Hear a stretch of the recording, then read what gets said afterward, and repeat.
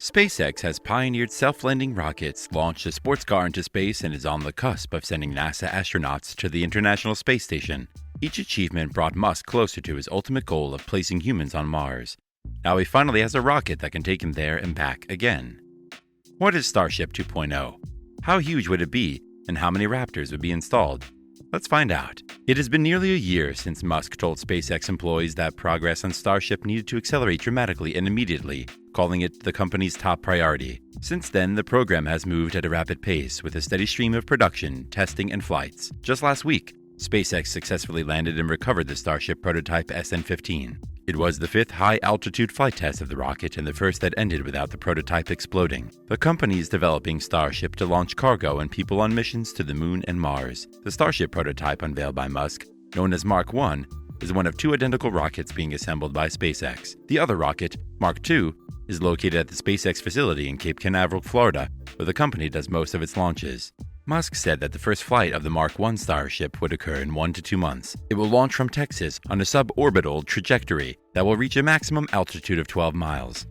Musk said that the first flight to orbit could be within 6 months of the first suborbital flight of Starship. Starship is just one half of the rocket that will eventually boost humans to other worlds. In its final form, it will sit atop a super-heavy rocket booster, which will be outfitted with up to 37 Raptor engines. The Raptor produces twice the thrust of engines used as SpaceX's Falcon 9 rockets and is among the most powerful rocket engines ever made. The orbital version of Starship will be outfitted with 6 Raptor engines, but the Mark 1 prototype will do its first suborbital flights with just 3.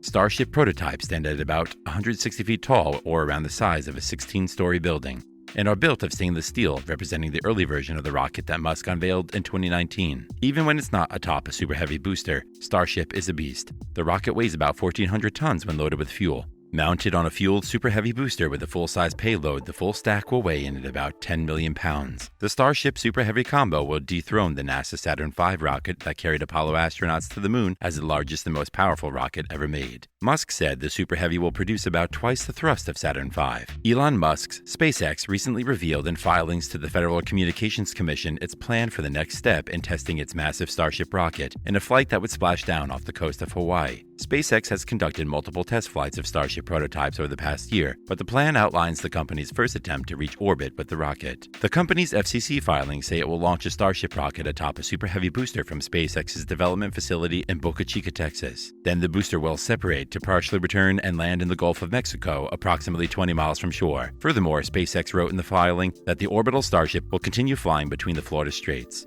It will achieve orbit until performing a powered, targeted landing approximately 100 kilometers off the northwest coast of Kauai in a soft ocean landing. The orbital flight would last just over 90 minutes. SpaceX is working in coordination with the FCC, U.S. Air Force, NASA, and the FAA for the flight. In addition to this, NASA has also recently awarded SpaceX a nearly $3 billion contract to build a lunar variant of Starship to carry astronauts to the Moon's surface for the agency's Artemis missions.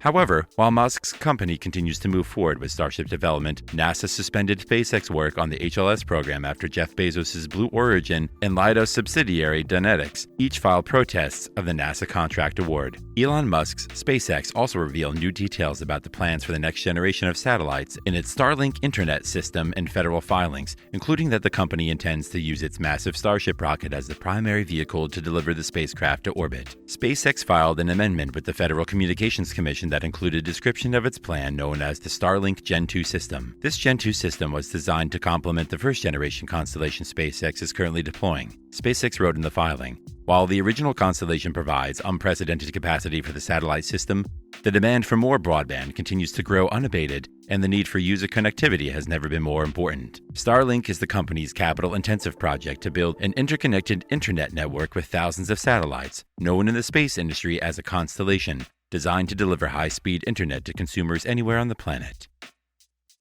SpaceX first rolled out the service with a beta program for select consumers for $99 a month, and in the past year has begun looking to test the network for aviation service in flight and expand the service to large moving vehicles like ships and trucks. While Starlink service is still in beta, the company recently said that the network has about 90,000 users in 12 countries so far, with over 500,000 orders or refundable deposits placed by potential customers. SpaceX has launched 1,740 Starlink satellites to date, with its first generation system beginning launches in November 2019. Gen 2 is planned to have nearly 30,000 satellites in total. SpaceX says that the Gen 2 Starlink satellites are heavier and will be somewhat larger and generate more power than originally designed.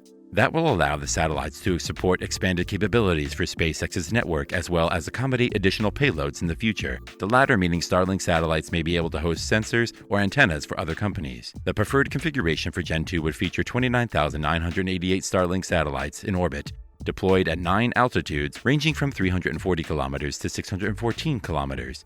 Previously, SpaceX had proposed Starlink would have 30,000 satellites across 8 altitudes, ranging from 328 kilometers to 614 kilometers. The filing also says that SpaceX would target multiple inclinations to more evenly spread capacity by latitude, ensuring better, more consistent global coverage. Additionally, SpaceX's amended plan would nearly double the number of satellites deployed in a sun-synchronous orbit, which would allow the company to provide better service to polar regions like Alaska.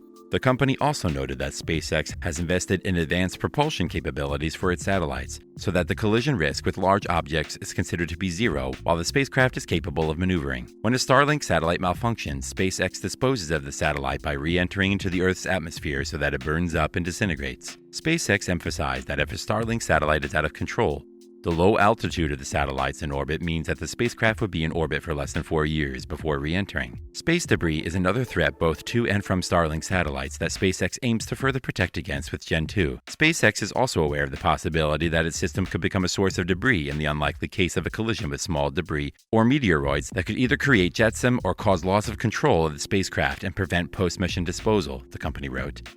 SpaceX has continued to explore ways to make its spacecraft even more resistant to such strikes. Although the design of these protective features is still being finalized, SpaceX has improved redundancy in the power of propulsion systems. SpaceX has talked about before the additional capabilities that Starship would bring to deploying its Starlink network, but filing on Wednesday outlined that it plans to use the massive rocket as the primary delivery system for Gen 2. SpaceX also included a deployment plan for Gen 2 that continues to utilize its Falcon 9 rockets in case Starship is not operational by the time the new Starlink system begins launching. The company has completed multiple test flights of Starship prototypes over the past year and is moving closer to its first orbital flight attempt. SpaceX recently stacked prototype Starship 20 on a superheavy rocket booster for the first time. Musk said that it should be ready for the flight in a few weeks pending only regulatory approval to launch. Starship and Starlink each represent multi-billion-dollar projects that are key to SpaceX's growth, driving much of the company's $74 billion valuations. Musk envisions building a city on Mars that will be self-sustaining by the 2050s. If he hopes to see that mission accomplished before his time on Earth is done,